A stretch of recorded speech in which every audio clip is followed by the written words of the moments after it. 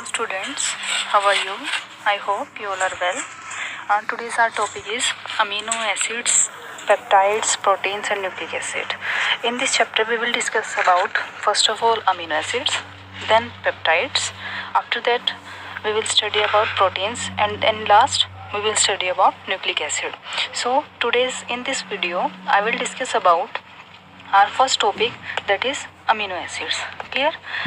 First of all देखो इस topic में क्या है, अमीनो एसिड्स. इसका नाम ही सजेस्ट कर रहा है कि एक कुछ ऐसे कंपाउंड्स को स्टडी करेंगे जिसके अंदर क्या होगा, अमीन ग्रुप भी होगा, ठीक है, और साथ में क्या होगा, एसिड होने की वजह से क्या होगा, एक एसिडिक ग्रुप भी प्रेजेंट होगा. मींस जैसे कार्बोक्सिलिक ग्रुप हो गया, सल्फोनिक एसिड ग्रुप हो गया. मींस तो ऐसे मॉलिक्यूल्स की स्टडी करेंगे, ऐसे कंपाउंड्स की स्टडी करेंगे जिनके अंदर क्या होगा, अमीनो ग्रुप भी प्रेजेंट होगा और वहाँ पर एसिडिक ग्रुप भी प्रेजेंट होगा. और इसमें क्या करना है हमें, इस कंपाउंड्स के अंदर जो भी कार्बोक्सिलिक ग्रुप प्रेजेंट होगा, जैसे स्ट्रक्चर्स को देखो आप, ये क्या है, कार्बोक्सिलिक ग्रुप है. इस कार्बोक्सिलिक ग्रुप के एडजेसेंट वाला कार्बन एटम कौन सा होता है, अल्फा कार्बन होता है. और जो भी सब्स्टिट्यूएंट इस अल्फा कार्बन से जुड़ा होता है उस ग्रुप को क्या बोलते हैं, अल्फा सब्स्टिट्यूटेड ग्रुप बोलते हैं.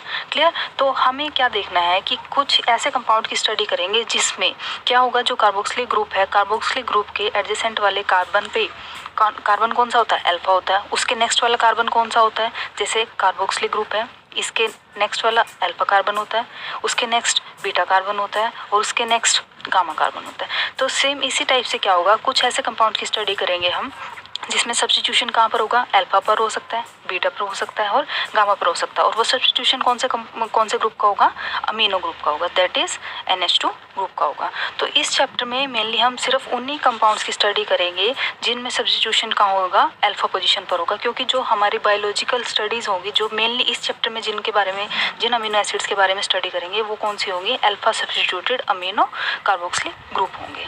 क्लियर. मीन्स अल्फा सब्स्टिट्यूशन होगा उन कंपाउंड्स के अंदर. क्लियर. तो उन कंपाउंड्स को क्या बोलेंगे, अल्फा अमीनो एसिड्स बोलेंगे. Clear. I hope you got it. Then उसके बाद क्या आता है, अब हम फर्दर स्टडी करते हैं अमीनो एसिड्स के. अमीनो एसिड्स क्या होते हैं, अमीनो एसिड्स अभी हमने स्टडी किया कि क्या होते हैं, कुछ ऐसे कंपाउंड जिनके अंदर क्या होगा, अमीन ग्रुप भी होगा प्रेजेंट और कार्बोक्सिल ग्रुप भी प्रेजेंट होगा. और वो अमीन ग्रुप किसके प्रेजेंस में होगा, जो कार्बोक्सिल ग्रुप है उसकी अल्फा पोजीशन के विद रिस्पेक्ट होगा. क्लियर.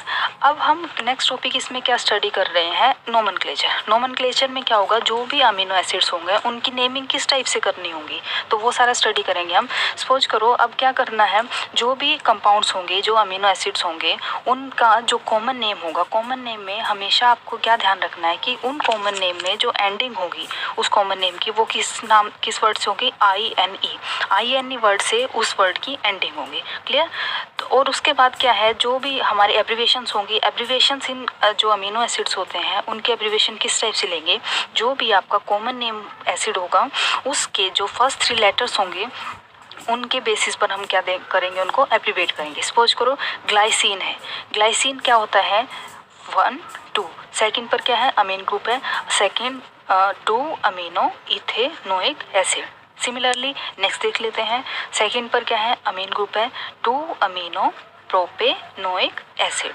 नेक्स्ट देखते हैं 2 अमीनो 2 मिथाइल. मिथाइल किस टाइप से, इसमें क्या होगा, सपोज करो यहाँ पर 1 है और एक सेकेंड CH3 यहाँ पर है. क्लियर. तो क्या होगा, सेकंड नंबर पर क्या है, सब्स्टिट्यूटेड है, तो इसलिए हम क्या बोलेंगे, 2 amino 2 methyl propanoic acid. Clear. तो इनके नाम क्या होंगे, जो फर्स्ट है इसका नाम होगा ग्लाइसिन, सेकंड का होगा एलानाइन और जो थर्ड लिखा हमने 2 अमीनो 2 मिथाइल प्रोपेनोइक उसका नाम होगा वेलाइन. क्लियर. तो इनकी जो एब्रीवेशंस होंगी वो किस टाइप से रिप्रेजेंट करेंगे, फर्स्ट 3 लेटर्स के बेसिस पर. क्लियर. तो इसका एब्रीवेशन किस टाइप से होगा, GLY ग्लाई, नेक्स्ट वन होगा एला, नेक्स्ट वन होगा वेल, वेलाइन से वेल होगा. Clear. I hope you got it. Then अब नेक्स्ट टॉपिक आता है structure of alpha amino acids. Structures mean अभी हमने देखा कि में इसका बेसिक स्ट्रक्चर किस टाइप का होता है कि एक कार्बोक्सिल ग्रुप होगा, उसके एडजेसेंट वाला कार्बन अल्फा कार्बन होगा और उस अल्फा कार्बन के ऊपर क्या होगा, एक NH2 ग्रुप प्रेजेंट होगा. क्लियर. तो हमें पता है कि जो ये कंपाउंड है इनमें क्या हो रहा है, ये जो कार्बोक्सिल ग्रुप है इसकी वजह से इसका नेचर किस टाइप का बन रहा है, एसिडिक बन रहा है. और जो NH2 ग्रुप है इसकी वजह से इसका नेचर किस टाइप का बन रहा है, बेसिक बन रहा है.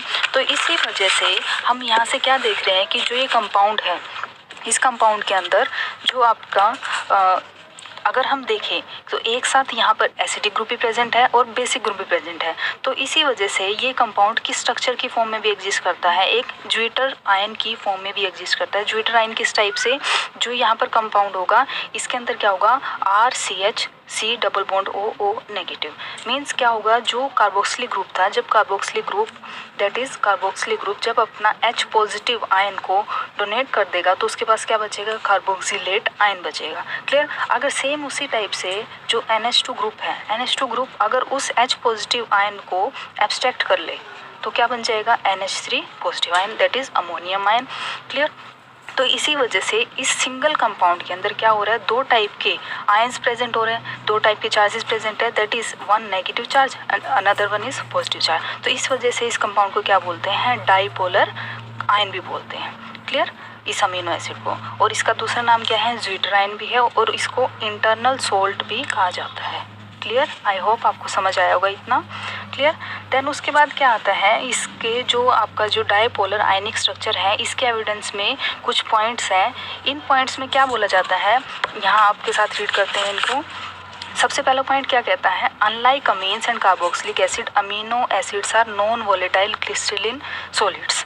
मीन्स जैसे अमीन्स और कार्बोक्सिलिक एसिड्स होते हैं उनकी तरह नहीं, ये क्या करते हैं, जो अमीनो एसिड्स होते हैं वो नॉन वोलेटाइल क्रिस्टलिन सॉलिड्स होते हैं जो कि मेल्ट कर जाते हैं जैसे उसको हाई टेम्परेचर पर लेके जाते हैं। इट मीन्स क्या होगा, हाई मेल्ट करने का मतलब क्या है, जैसे हाई मेल्टिंग पॉइंट करते हैं, राइज होता है, तो इसके बीच का जो इंटरमोलिकुलर फोर्सेज होते हैं वो क्या हो जाते हैं, ब्रेक डाउन हो जाते हैं।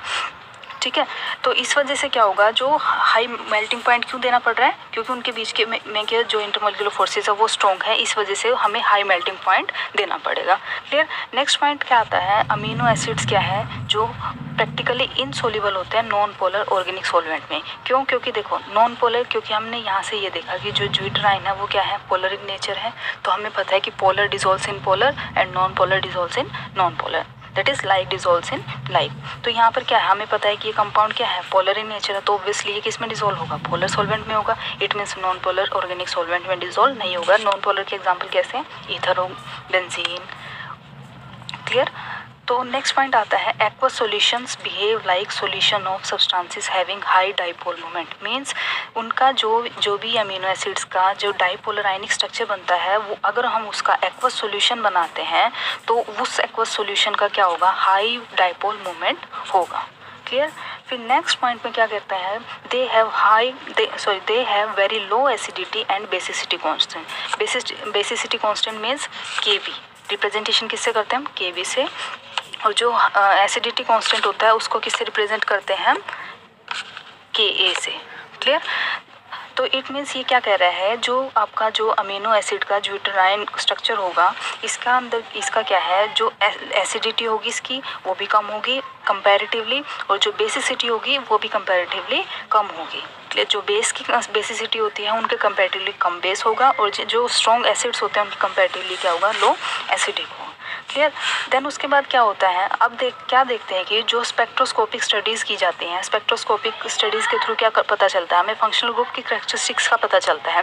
तो लेकिन क्या होता है, जब हम इस कंपाउंड की स्पेक्ट्रोस्कोपिक स्टडी करते हैं तो उसमें क्या हुआ, इसने ना तो NH2 ग्रुप की स्टडी के लिए जो हमें बैंड मिलता है वो ना NH2 ग्रुप के केस में मिला और ना ही इसके लिए कार्बोक्सिलिक ग्रुप के लिए मिला। तो इट मीन्स यहाँ से हमें पता चल जाता है कि जो ये कंपाउंड है उसके अंदर NH2 ग्रुप की जो अमीन ग्रुप है वो ना तो NH2 ग्रुप की फॉर्म में प्रेजेंट है, ना जो कार्बोक्सिलिक है वो COH ग्रुप की फॉर्म में प्रेजेंट है।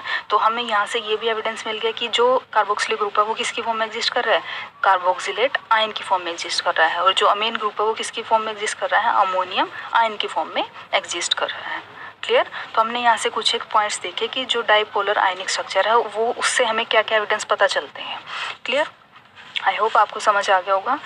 अब नेक्स्ट टॉपिक आता है इसमें क्लासिफिकेशंस में क्या स्टडी करेंगे कि जो अमीनो एसिड्स हैं उनको कैसे कैसे क्लासीफाई किया गया है। सबसे पहले देखो हमने पता किया था कि जो भी सब्स्टिट्यूशन होगा वो हमेशा किसके पोजीशन पर होगा, कौन से ग्रुप पर होगा, या तो अल्फा कार्बन के ऊपर होगा या फिर बीटा पर हो सकता है या फिर गामा पर हो सकता है। ये अल्फा कार्बन होगा, ये बीटा कार्बन होगा और ये गामा होगा। तो इसी वजह से ये जो अमीनो एसिड होगा कौन सा होगा, अल्फा अमीनो एसिटिक एसिड।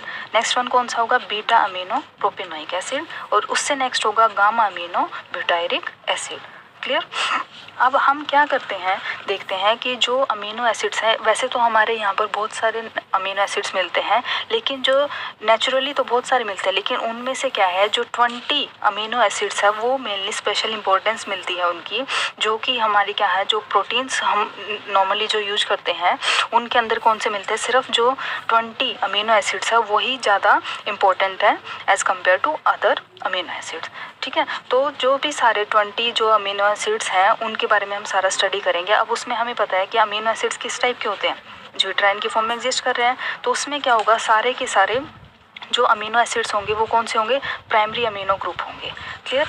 ठीक है, तो अगर हम देखें सिर्फ एक, जितने भी सारे अमीनो एसिड होंगे सब में प्राइमरी अमीनो ग्रुप प्रेजेंट होगा, बस एक एक्सेप्शन है प्रोलीन के स्ट्रक्चर में। प्रोलीन के अंदर क्या होगा, जो अमीन ग्रुप होगा वो कैसा होगा, सेकेंडरी होगा। सेकेंडरी कैसे, देखो कार्बोक्सिलेट आयन प्रेजेंट है, यहाँ पर एक कार्बन है जो नाइट्रोजन से जुड़ा हुआ, इस नाइट्रोजन से ये कार्बन एटम जुड़ा हुआ है, तो इस ये नाइट्रोजन किस टाइप का हो गया, ये अमीन ग्रुप का नेचर किस टाइप का हो गया, सेकेंडरी अमीन का हो गया। क्लियर। तो यहाँ पर एक एक्सेप्शन है, ये आपको ध्यान रखने वाला पॉइंट है यहाँ पर, कि जो प्रोलीन होता है, सिर्फ प्रोलीन के केस में ही जो नाइट्रोजन होता है वो सेकेंडरी होता है, बाकी सारे जितने भी अमीनो एसिड्स होंगे उनमें सब में क्या होगा, जो नाइट्रोजन होगा वो किस अमीन होगा, वो किस टाइप का होगा, प्राइमरी अमीन की फॉर्म में होगा।